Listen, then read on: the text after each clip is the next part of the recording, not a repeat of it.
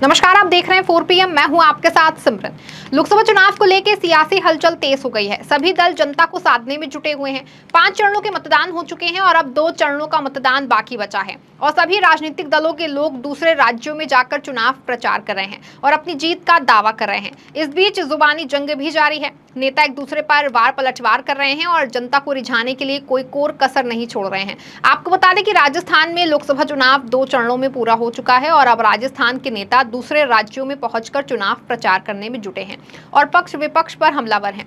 बता दें, इस बीच प्रशांत किशोर के दावे को लेकर के राजस्थान के पूर्व सीएम अशोक गहलोत ने जमकर तंज कसा है और कहा कि मतदाताओं का मूड देखने के बाद बीजेपी पूरी तरह से बौखला गई है और अपनी बड़ी हार को देखते हुए अपना आपा खो चुकी है और अब जनता को भ्रमित करने में जुटे हैं। वहीं अब जब देश में सिर्फ 2 चरणों का मतदान बाकी है, उस समय देश की सियासत में उबाल है। बता दें कि बीजेपी अब सत्ता से बहुत दूर जाती दिखाई दे रही है, फिर भी अपने कार्यकर्ताओं का मनोबल बढ़ाने के लिए आलाकमान लगातार झूठे दावे कर रहे हैं और अपने कार्यकर्ताओं का उत्साह बढ़ाने का काम कर रहे हैं। कार्यकर्ताओं का उत्साह कम ना हो और वो अपनी पूरी मेहनत के साथ मैदान में डटे रहें और बीजेपी का चुनाव प्रचार करते रहें। आपको बता दें कि चुनावी राजनीतिकार प्रशांत किशोर ने कहा कि एनडीए का आंकड़ा इस बार 400 पार नहीं करेगा और ना ही बीजेपी को 370 सीटें आने वाली हैं। उन्होंने कहा कि कार्यकर्ताओं का मनोबल बढ़ाने के लिए बीजेपी के द्वारा इस तरह की नारेबाजी की जा रही है।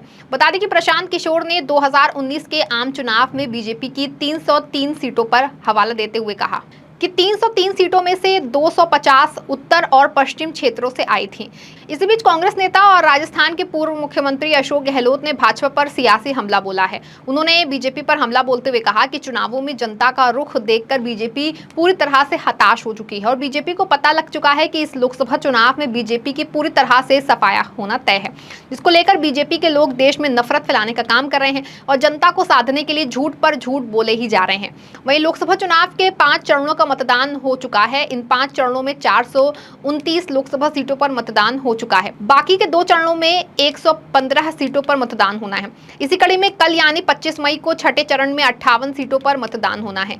इसी बीच अशोक गहलोत ने चुनावी रणनीतिकार और बिहार में जन सुराज के तहत पदयात्रा कर रहे प्रशांत किशोर के बहाने बीजेपी पर हमला बोला है और अशोक गहलोत ने अपने सोशल मीडिया प्लेटफॉर्म एक्स पर अपनी प्रतिक्रिया दी और उन्होंने लिखा, चुनावों में जनता का रुख देखकर बीजेपी अब पूरी तरह हताश हो चुकी है। बीजेपी ने अपने सभी नेताओं, समर्थकों और सिंपैथाइजर्स को एक ही भाषा में काम करने के निर्देश दिया है, जिससे वो पूर्ण बहुमत से जीत हासिल करने का दावा करें और जनता में बीजेपी के पक्ष में भ्रम की स्थिति बन सके। इसी कारण अब प्रशांत किशोर सहित तमाम राजनीतिक विश्लेषकों, अर्थशास्त्रियों एवं पत्रकारों द्वारा भविष्यवाणियों की बाढ़ आ गई है। आपको बता दें, प्रशांत किशोर ने हाल ही में एक इंटरव्यू दिया है, जिसको लेकर अशोक गहलोत ने ये प्रतिक्रिया दी है और प्रशांत के इंटरव्यू को लेकर कांग्रेस के कई नेताओं ने सियासी वार किया है।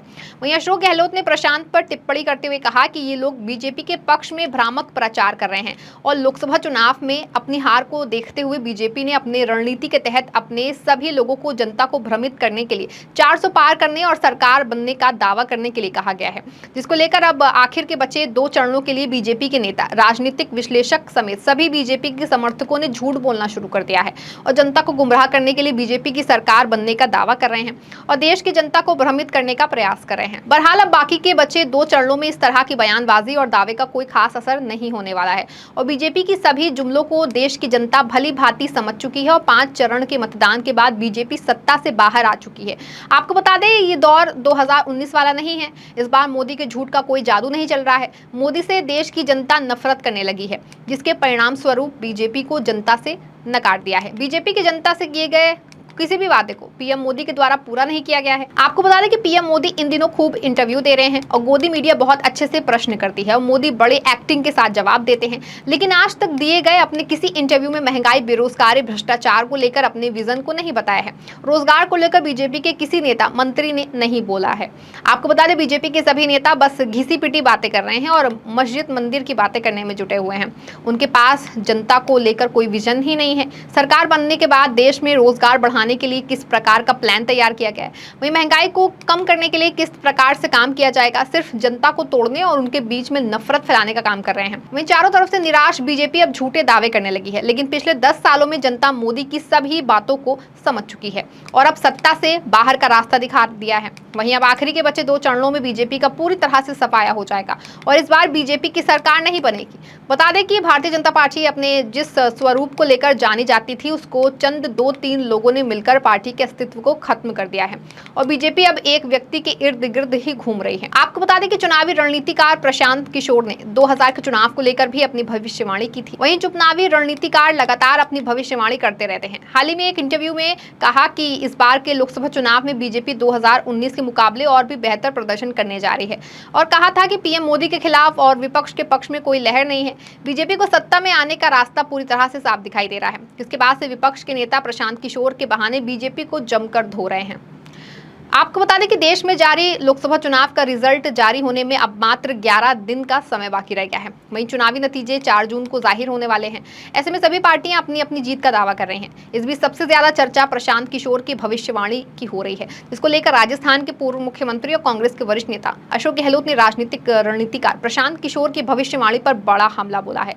पूर्व सीएम गहलोत ने तंज कसते हुए जमकर निशाना साधा और कहा कि चुनावों में जनता का रुख देखकर बीजेपी में हताशा का दौर है। वहीं जनता के बीच में भ्रम पैदा करने के लिए ऐसी बयानबाजी की जा रही है कि जनता बाकी बचे 2 चरणों में भ्रमित होकर मतदान करने के लिए असमंजस की स्थिति में आ जाए और वोट ही ना करे, जिससे कि बीजेपी को फायदा हो जाए। लेकिन इस बार मोदी जी को मलाई खाने को नहीं मिलेगा। पिछले 10 सालों से मोदी ने खूब मलाई का स्वाद लिया है और जनता को किनारे कर दिया।